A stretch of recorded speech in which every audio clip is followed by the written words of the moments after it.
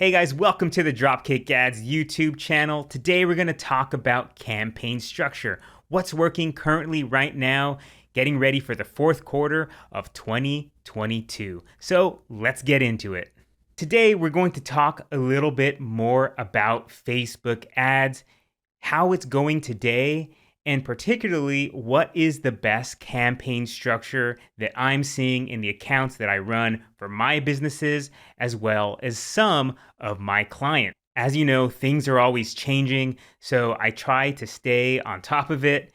And, Meta doesn't make it very easy between all their little optimization changes to all the changes in lingo. If you go into your account today, the text, the way things are described may seem different than they were even a few weeks ago. You might publish something and then your account gets disabled. That happened to me today for one of my clients' accounts because there's a bug going on at Meta right now where lots of accounts are getting disabled. And they know about this, by the way. They know this is a bug. It's not because you actually did anything wrong. And it's something they're trying to fix. So luckily I recovered that account. It took one review, so good there. But, all that being said, Meta is not going to make things as easy for us as they should. We spend a lot of money on advertising and they kind of just use us as a foregone conclusion, right? It feels like that sometimes. But nonetheless, if you put the time in, it's still the best advertising network there is. You have Google. It's highly competitive, especially whenever you're going on search bid campaigns. I've seen bids as high as like $20 a click.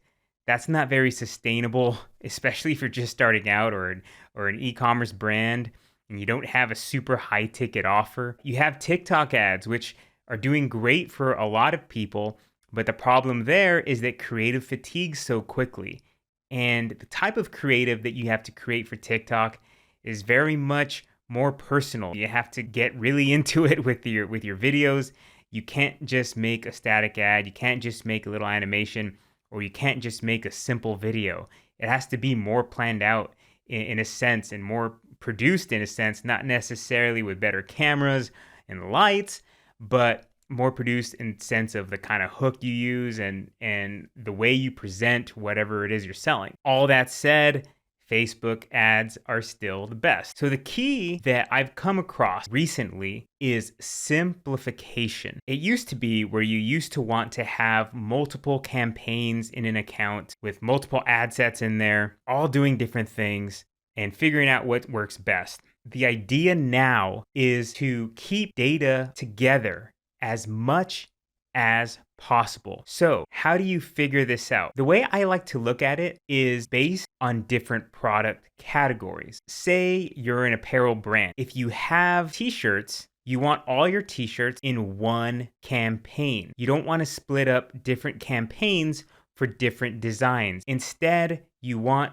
to have all those ads within ad sets for all your different t-shirt designs within those ad sets within one campaign. Facebook will then figure out within that ad set which is the best ad, which is the best product. Now, you might be wondering, as this is a thing that I come across as well, you ask yourself the question, I don't just want to sell this one style. I want to sell my whole catalog. I mean, great if I sell out of one style, but I have this other one that's here, it's in stock. I want to move this one too. Unfortunately, I have not cracked the code here. The only thing I can suggest is that maybe you need better creative for that particular style. I have had situations where in an ad set, I have two different products, two different creatives, and they're actually receiving a very similar amount of conversions. Facebook is splitting the budget between those two ads because they're both doing well. People are liking that creative. They're liking that product. So it's splitting the budget between those two ads, those two products efficiently, which makes you able to scale the campaign and it continues that trend. So when you're thinking about a campaign, what kind of ad sets do you put in there? One thing that I'm finding to work very well in some accounts, not all, is to always have a broad campaign with no targeting whatsoever except the country that you are targeting. You wouldn't mess with the age. You wouldn't add detailed targets. You wouldn't add exclusions, lookalikes, blah, blah, blah, blah. You wouldn't do any of that. Leave it completely open with all the ads in that ad set. The thought process here with this particular structure is that the creative itself will do the targeting for you. If you have a product that's more broadly wanted, like think about health and fitness, that's a common thing amongst most people, want to be in better health or to be more fit. That's a category that's more likely to work well in a broad ad set. If you're making something that is very particular to a specific group, broad may not work as well. Nonetheless, you should try it. If you're getting hundreds and hundreds of purchases per month, then lookalikes still may be a good option for you. That might be another ad set that you want to add into your campaign. Additionally, I like to throw in interest-based as well. I'm going to gather that the majority of my audience is probably more in the 5, 10, 25,000 or 50,000 or less per month area. If that's the case, there's still a great and bountiful amount of purchases or leads that can come from interest-based audiences. You have one stacked audience of similar interest, and then you have another stacked audience of similar interest.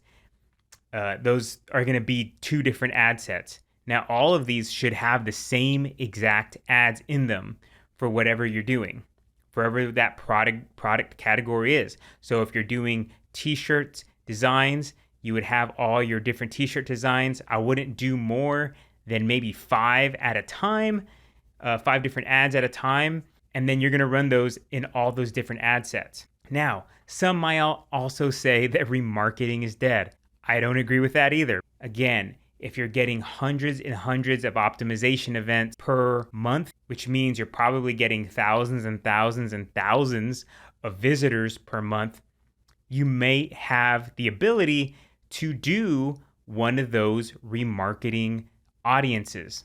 And as long as you're doing campaign budget optimization or Advantage Plus, whatever they want to call it now, Facebook's automatically going to spread that budget across all those different ad sets. And so I put this to the test, and it's worked for multiple clients and some of my brands as well, to where not even the broad is getting the best results.